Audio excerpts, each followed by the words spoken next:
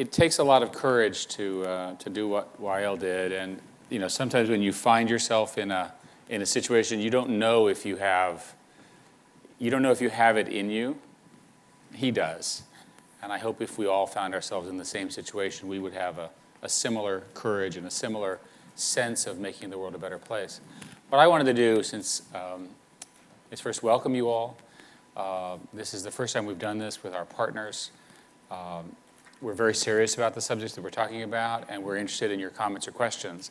I thought what I would do is talk just for a few minutes about stuff that's on my mind, and maybe we could do questions and comments from you or debates or other issues that you all are concerned about. When I think about where we are, I actually think of us as really at the beginning of the internet. Everybody assumes the internet has been around for a while. To me, it's just the beginning of the implications of what we're going to do. Think of it as the beginning of the age of the internet. John Gardner said that history never looks like history when you're living it, but in fact, we're making history now. We're just at the beginning of doing that. And what's interesting is, if you look at the Egyptian uprising, which we're talking about, it basically it occurred because the people could organize inside the country and attract support from outside. If you look at the Japanese earthquake, millions of people, a terrible, terrible thing, obviously, were aided by all sorts of ways of fundraising and finding people and so forth, and Google was part of that. We have all sorts of stories of how the web has changed UK businesses. Right? So there's a business component as well as a social component, which is really, really fundamental. And I think one of the questions you want to ask is what's new? Technology comes along all the time. And one way to say this is the governments are being held more accountable, right? Whether it's a democracy or whether it's a dictatorship or what have you. Massive censorship or blocking is really the only way to resist in some of these countries. And the quote that one person told me was, we use Facebook to schedule protests, Twitter to coordinate, and YouTube to tell the world, right? So it's the sort of trifecta of technology of the current age, right? Being used to assist people in making their governments more responsive. And what I like about this is that this approach, it used to be that these kinds of conversations were essentially done by the elites in wealthy countries. We would all decry what was going on in the rest of the world, but we wouldn't actually have a mechanism to affect change. But because the industry that we live in and the technology and so forth and so on is a declining cost industry, it's actually possible that the things that we do now will, in a year or two, touch the lives of people who are desperately poor, desperately need an information, and desperately benefit from information, which for us is mostly entertainment. And so the fact of the matter is that in the next few years, another 1 to 2 billion people will join the international conversation, as they get mobile phones and as they get an ability to communicate, and we're going to hear them in their language and their voice. And many of those people will beginning to get a very inexpensive generation of smartphones. And those smartphones, think of it as, last year's Android phone, iPhone, is next year's feature phone, right? Because the prices fall so quickly, and those things are going to have browsers. And all of a sudden, those people will have access to all this new information. So my basic argument is that sort of makes people happier societies are more secure societies. So there's a nice link between information, access, keeping governments sort of constrained in the right way, and ultimately the security of the world and the security of the nation. This is continuing because of Moore's Law, and I think everybody here knows Moore's Law is roughly the doubling of chip density every 2 years. You compound that, it's 32 over a decade and 1,000 over 2 decades. That's a big number, right? So all of us have been talking about this stuff for, in my case, for 15, 20 years, but finally now it's possible because the technology is caught up, the broadband race and so forth and so on, which I'll mention in a sec. So there's obviously lots of questions, which is part of why we wanted to do this conference. How do we make the world more open while we're respecting people's privacy, right? These are complex trade-offs. How do we empower people without provoking anarchy? Obviously an important concern. Another one that has not been talked a lot about, but I think people in this audience know about it, is how do we deal with this data explosion? And I'm talking about the needle in the haystack problem. The growth rate of data, typically user-generated data of one kind or another, is so overwhelmingly complicated we're all sort of snowed under. Well, Google, of course, has an answer, which is we view everything as a ranking problem, right?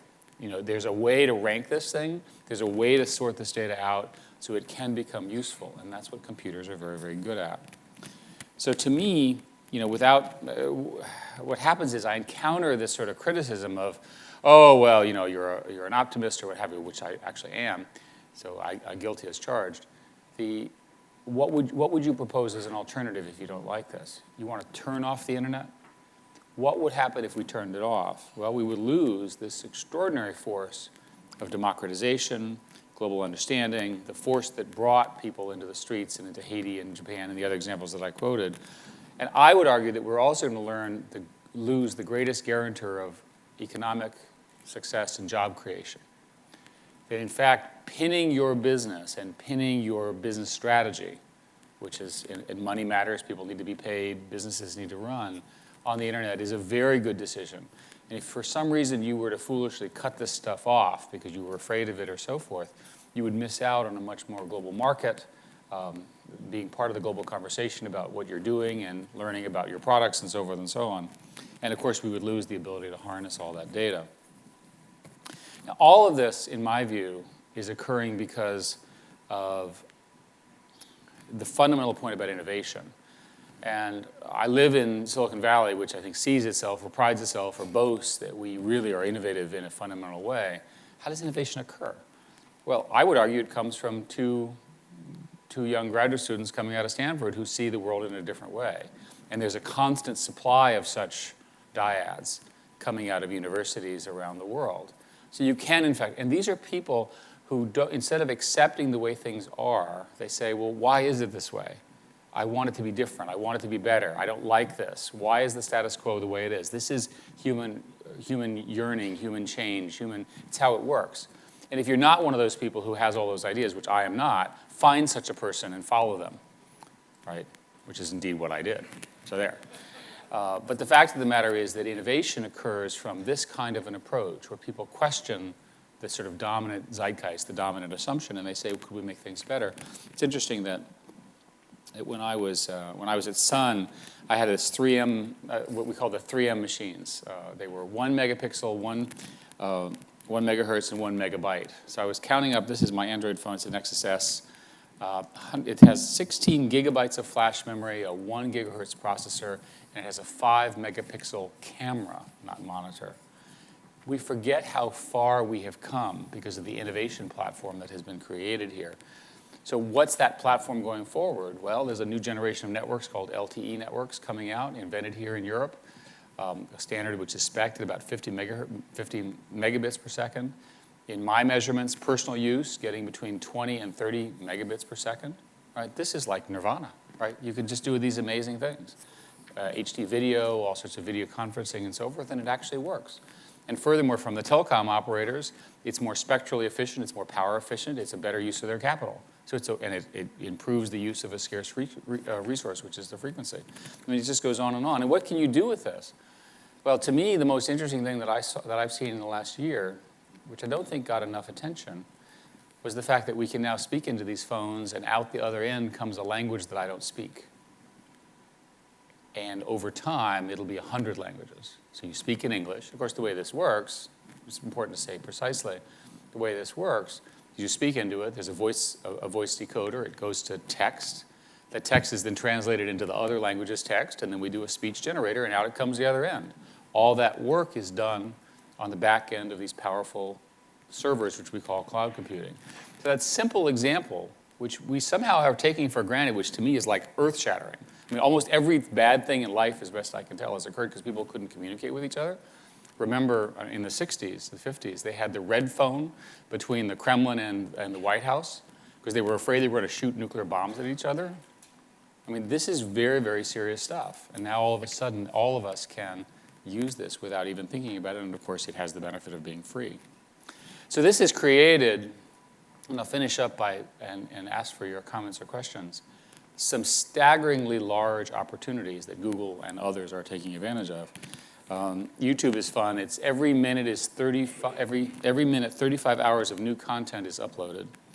There are 2 billion views of YouTube a day. I mean, think about the number of people and the amount of video that's now being consumed online. And of course, we'll need the bandwidth and the platforms to really take advantage of that. Android, more than 400,000 devices activated per day. It's now the #1 in the smartphone category and growing very, very quickly. Looks like it's going to be a huge success. Chrome doubled its number of users to 160 million users. We announced that last week. If you're using a different browser, you should move to Chrome because Chrome is safer. It also happens to be faster, and it happens to be more fun. But even if you don't understand everything else, you understand safety and viruses and so forth, shift to Chrome. Easy to understand. These platforms create interesting opportunities. There was an engineer who built an application, got interested in the question of color blindness, and he built an application that using the camera on an Android phone shows a colorblind person the translated image so that they can see what they've never seen in their whole life. So they carry this around and they can see what the colors that the rest of us who are fortunately not colorblind can see. I mean, this is great stuff. This is how the world changes in a really, really fundamental way. To put this in perspective, we measured last year our economic impact in the United States was $64 billion in economic benefits for businesses. In the UK, we just did a study last week. It was actually done by a partner that we helped fund. That the United Kingdom is 7.2% of the GDP of the United Kingdom is related to the online world, the internet world that we're all part of, larger than the manufacturing business here. It's growing to 10%. The French are going to generate 415,000 jobs between now and the 2015 in the internet economy as they grow into it. Even smaller countries are benefiting. Israel, it's already 6% of GDP. The Czech Republic, the internet economy is growing by 12% a year, statistic after statistic. So even if you don't believe any of the things that I've said, society believes that this stuff matters because they're putting their scarce resources, their time, their businesses, and so forth on it. And part of the best result we found was that for $1 of online advertising people spend, advertisers receive an average of 8% in profit. So from our perspective, what we do is we want to be proper members of society. We want to do things that matter. We funded, a classic example is the Art Project, where we go around and we do very high definition pictures of important things like here in the National, in your National Museum. We've been doing digitizing of things like the Dead Sea Scrolls and Nelson Mandela's papers. We did an event with Versailles where we have a 3D model now of Versailles, which is incredibly high quality. So the digitization of the world around us is really, really happening.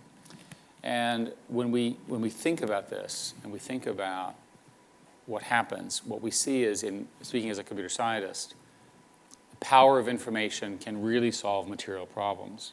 If you think about it, terrorism, the financial crisis, global warming are mostly information problems, and computer science can help there. So the data that we're generating, the information that we're generating can allow us to understand what we're doing to the world around us and so forth and really make a difference. So imagine a world going forward. What does that world look like? A sort of separation of division between people and computers. Computers do what they do well, which is remember everything and do needle in a haystack problems. And people do what we do well, which is have fun, use our intuition, and be human. In that partnership, over the next 5, 10 years, these devices will become enormously powerful. And with your permission, and I'll say that about 100 times, especially with this audience, with your permission, it'll be possible for computers to make suggestions about things that you should do, people you should meet, videos you should view, programs you should care about, cultural aspects that you should care about, or things that you should know. This is an information-rich market. It's a strategy and a partner that I'm very proud of. It's something where we're clearly devoted to making the world a better place, and I think we're clearly in a sweet spot of how information is going to evolve over the next few years. So thank you very much.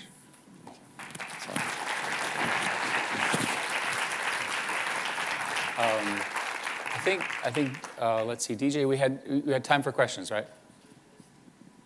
Yeah, you want to? I'm not wild about being up here. Is it possible for me to come down on the stage? Okay. If I don't fall, go ahead. Yes, in the back.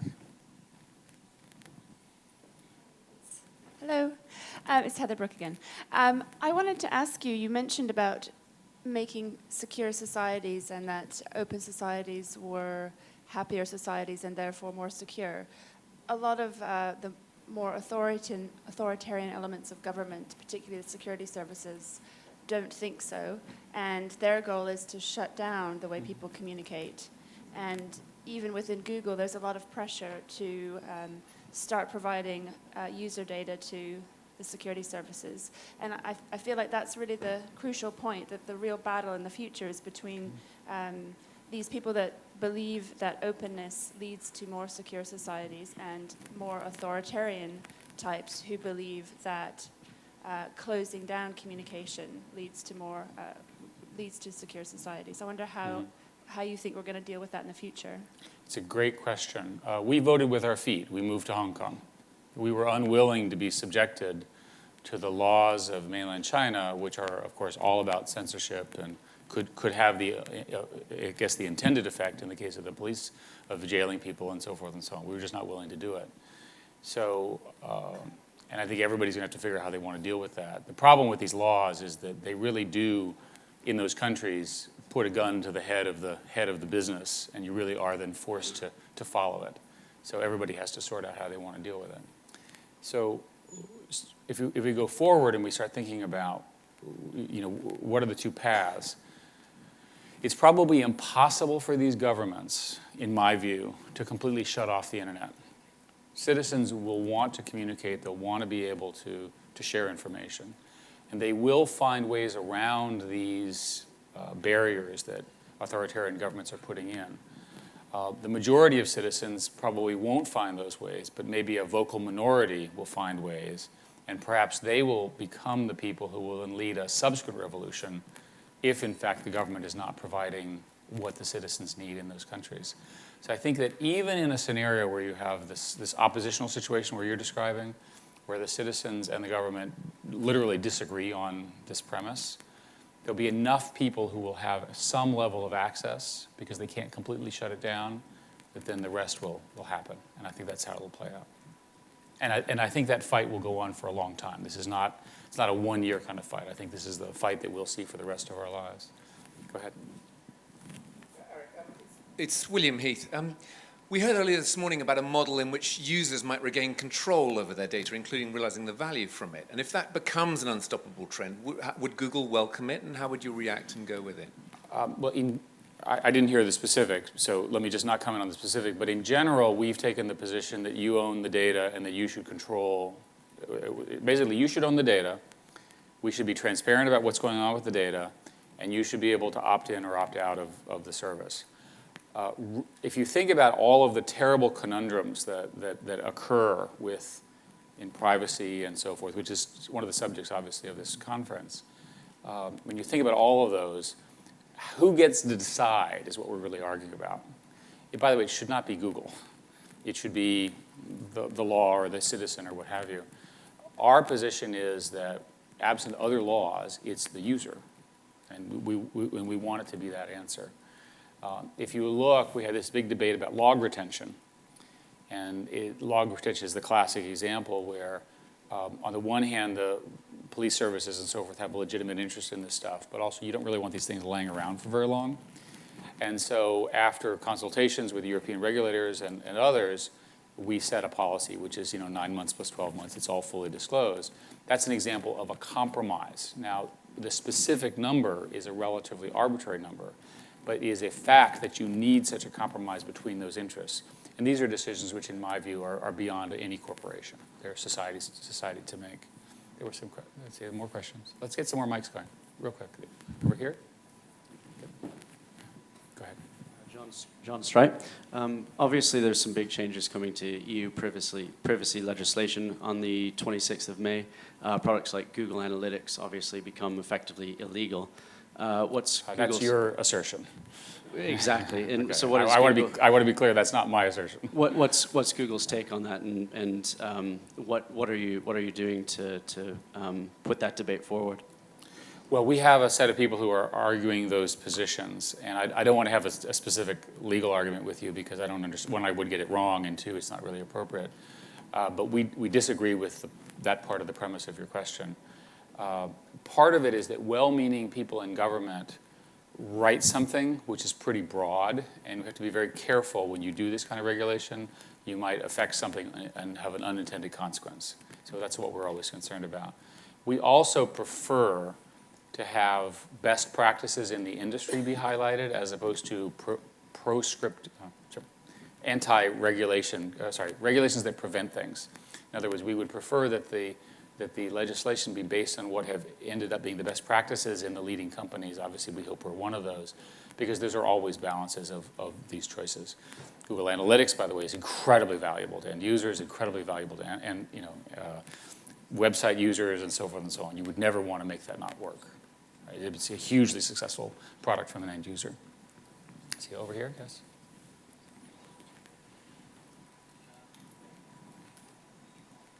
Glyn Wintle, what about when the law forces you to do the reverse of best practice? So if you want to talk about the cookie one, for example, the French one, where the French law is going to require you to retain the unencrypted password.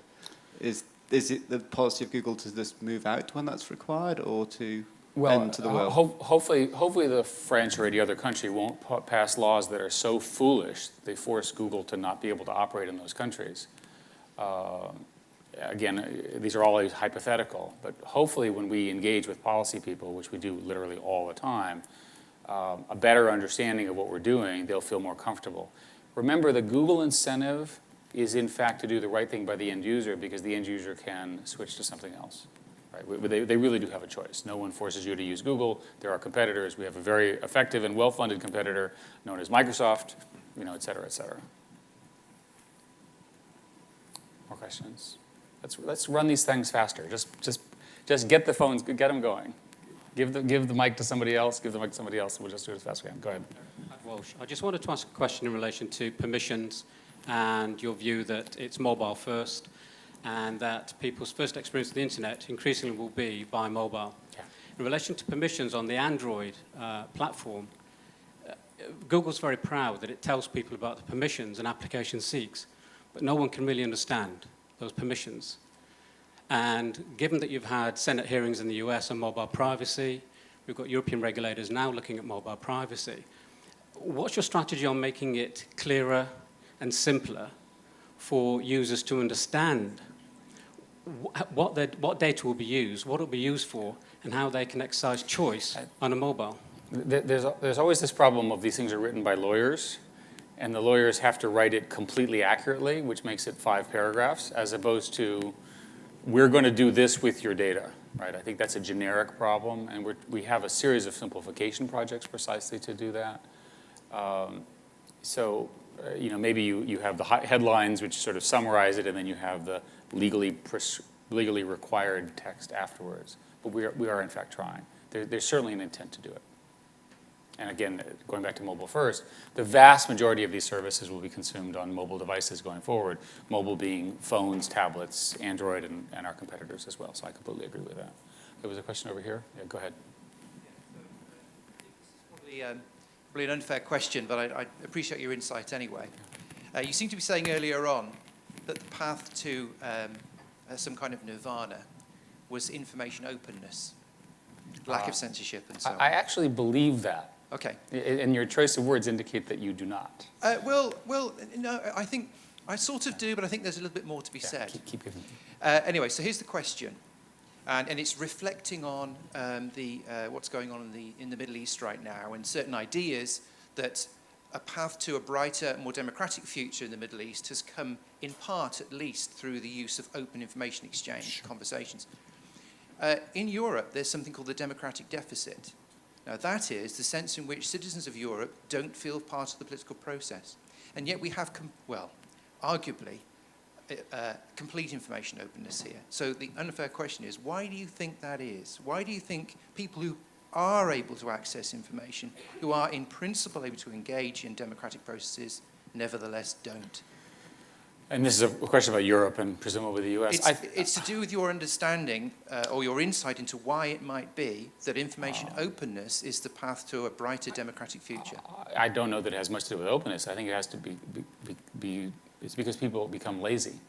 They don't understand that liberty has been fought for, right? That our predecessors in the countries that you all fought and literally lost their lives to fight for the principles of the openness, the ability for us to have this conversation, to not have some third party inspecting every word I give, and so forth and so on. These people are heroes. They're also dead because they were alive 100 years ago, or 200 years ago, or 500 years ago, or whatever, as these modern liberal structures, which were invented in Europe.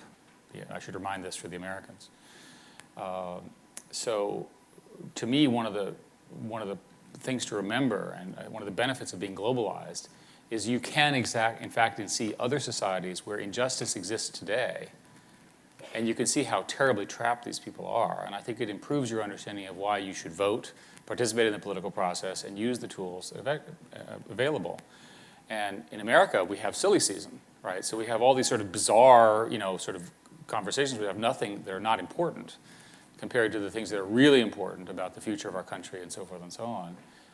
And I think one of the great things about the tools is that you can really get to the details. If you really want to understand a piece of legislation or an argument, you can form your own opinion. And I think people should do it. Right? Google stands for that kind of transparency. I think all of us want to participate. I love the fact that I can actually do the research and figure out whether this politician is lying or not. Right? I mean, one of the ideas I had for a while ago is we should have a politician's truth detector, right, which takes their text, right, what they say, and then compares it to what is really true. Now, we haven't quite figured out a way to build that, but can you imagine? Could you imagine if we did? That would be great. You could build it for us? Excellent. Okay, yes, sir, and we'll come over here. While I hope that you're right, that technology breeds openness, breeds democratization, my name is Tavio, sorry. I just wonder whether that is just the fact that the people who are using technology right now are people who are probably more liberal, and that the oppressive governments are just too stupid to use these tools successfully. What happens if, say, China gets cleverer about the use of internet and manages to whip up nationalist frenzy and uses all these technology tools? You don't think this is already happening? Well, yes.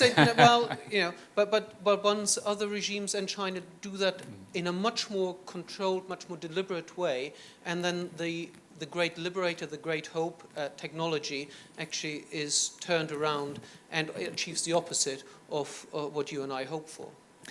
So a variant of that question has to do with how does a police state, or a bad regime, misuse these tools to effect versus an open democratic thing? How does that play out? So let me see if I can answer that question. First place, I think that there is a certain bias in technology. We always say technology is unbiased, but I think it has a kind of bias. It has an empowerment bias, that the sum of the technology that is being built in the industry, which Google is part of, is empowering of citizens. And that in and of itself is a threat to a dictator. It's just much more difficult for them to operate and do the kinds of things. It doesn't mean they can't. So the scenario that I think you're talking about is you have 90% of the citizens of a country are basically happy. The government uses technology to manipulate them by forcibly lying, manipulating false stories and those kinds of things. Maybe the 10% are dissidents and they put them all in jail, or whatever fictional scenario that we're describing. What would happen in that situation? Well, for a while it might work, but eventually people discover that they're being misled because they can trace the source of things. And eventually, even in the scenario you're describing, because individuals are more empowered, the truth does come out. And I think that's the real change from the technology that was not true in an era of mass broadcast, where in an era of mass broadcast, you really couldn't tell if what you were seeing on the television was in fact manipulated. And people tend to want to believe what their governments say, even if it isn't quite true. Yes, sir. I want to come back to an earlier argument of where you said that Google is very transparent in terms of what data they keep about people. And it's always this big fuss about what does Google really know about me, and they know everything about me. And it strikes me that Google has a tremendous capacity to visualize data. Yes. Google Analytics, or the technology you purchased from Hans Rosling, Yes. Google Charts. Why not create a product or a site where I can log in, put in my user details, and there's a beautiful visualization of everything that Google knows about me, all the search terms, all the things Google thinks I'm interested in. Why not go in that direction and show people very clearly on what you know and what you don't know? So we're doing everything except the Hans Rosling piece. And I can talk to him and suggest he do a beautiful UI for what we're doing. But we do, in fact, are building a dashboard to do precisely that. And I can ask him to actually figure out a way to visualize it. But it goes back to our principle that basically you should be able to delete the information that we know about you, that at least that we can control. So, yeah, let's see, more questions. Let's go. Yes, sir. We have time for a couple more, so let's get a couple more quick ones. Yes, sir. Samir Padania. You're talking about sort of openness and ownership of data by the user. What happens when that extends into the visual arena? So, for example, face recognition and how that's embedded in images and in sort of Google's own data. And what happens when that's networked and when it moves into the mobile arena? Because you've talked in the past about not wanting to cross the creepy line of sort of having mobile apps. Although that, it's interesting that quote has been turned against me. So I'll now sort of not use that word. Okay. I mean, I thought it was quite an effective thing to say. Well, I was trying to make an intellectual point, but you can't use irony and you can't use intellectual points in a 140-character world. Well, it was in the interview with Alan Rusbridger last year at the Activate conference. So, thank you. That one. So I was wondering what you think the risks are and what you think the benefits of those kinds of, that visual aspect of data is.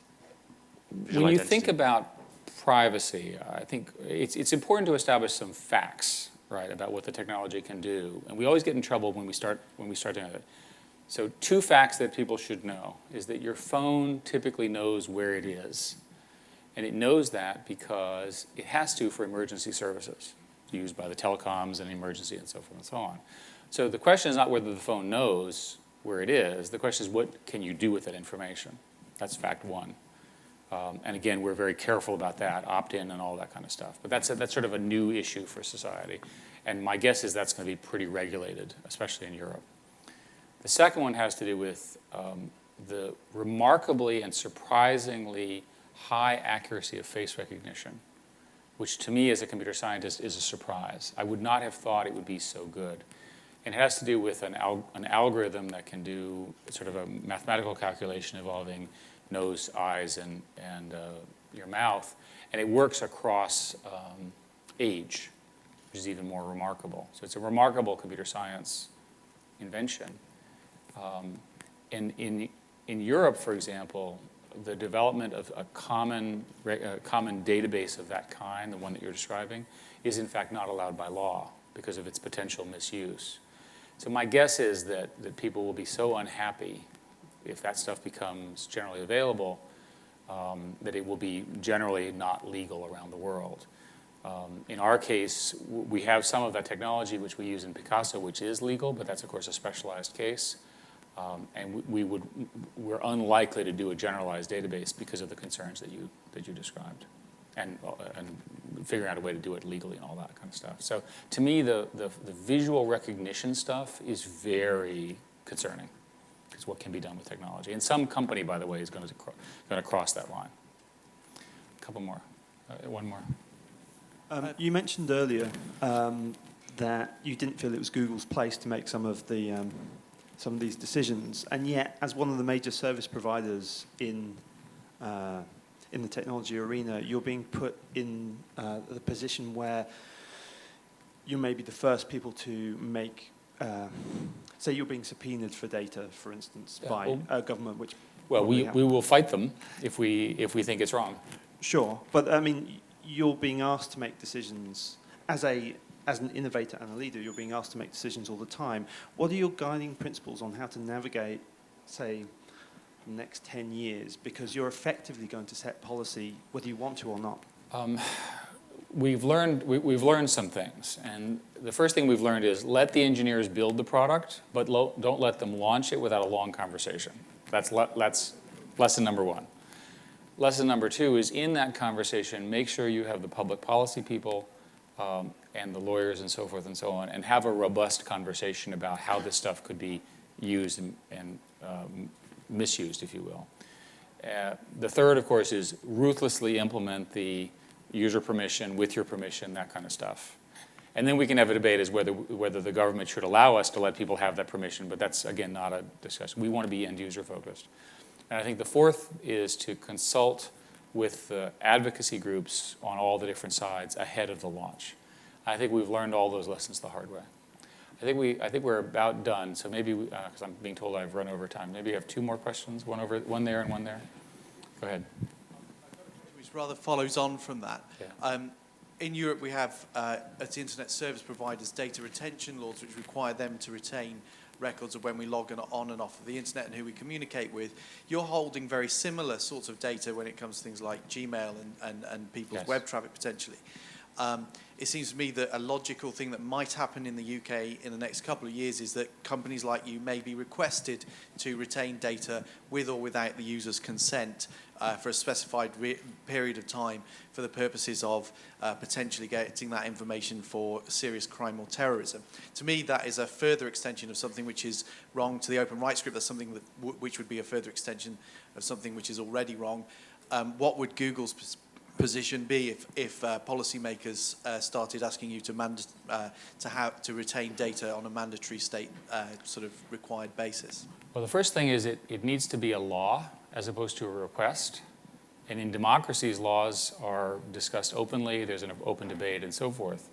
If it's a law that we disagree with and it's strongly, in our view, anti-user, we will then follow the legal proceedings. There is a scenario where a democracy passes a law, which is, in our view, foolish, and you and I disagree on it, which, after all the appropriate appeals, we might actually be subject to, in which case we would fight it as hard as we could. Let's see, maybe we have time for one more question. Yes, sir. This will have to be the last question. Go ahead. I'll try and make it a good one. How seriously do you take the motto, "Don't be evil," and how seriously will your successors take it? Well, and I'm not sure, maybe you want to ask a little bit more context, because we take it obviously pretty seriously. The "don't be evil" phrase is actually a call to action, since we haven't found the book yet that precisely prescribes evil, at the level that a programmer can delete evil. It turns out it's an opportunity to raise your hand and say, in the company, I think this is evil. I actually, when I first showed up at the company, which was 2001, I thought it was actually a joke. These are young people, they're having a good time. And we're sitting around the table, and one of the engineers, whose name is Ron, we're having this conversation about ads. And in the middle of the conversation, perfectly reasonable conversation, this guy says, "I think this thing is evil." And he pounds the table. And it was like a bomb went off. And all of a sudden, there was this hour conversation. The whole schedule was thrown up. And there was this long debate as to whether this particular advertising product, which was canceled, right? So I actually saw the power of this phrase inside the culture. So I really do believe it works. So maybe you ask a slightly different question. So you're good. Okay. Thank you all, and enjoy the rest of the conference.